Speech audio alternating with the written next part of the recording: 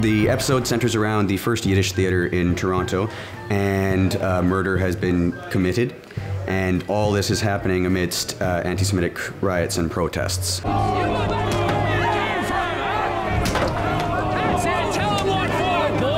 Never forgetting the scars of anti-Semitism is important. We obviously want to be sensitive and play up the period, play up some of the caveats, but we want to be careful as well and respectful. No more Jews!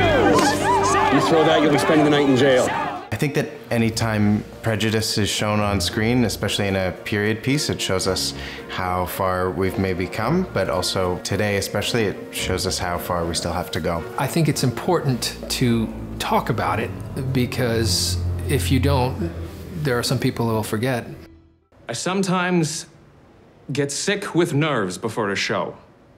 Physically sick. So? A performer with stage fright?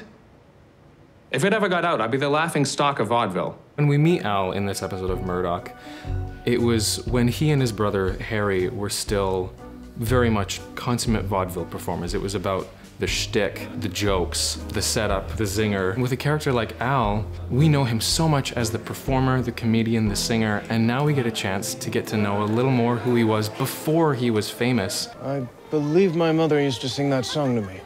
Oh yeah? Oifen Klipetschek, brennt a fire out. That's an old Yiddish lullaby, you know. What?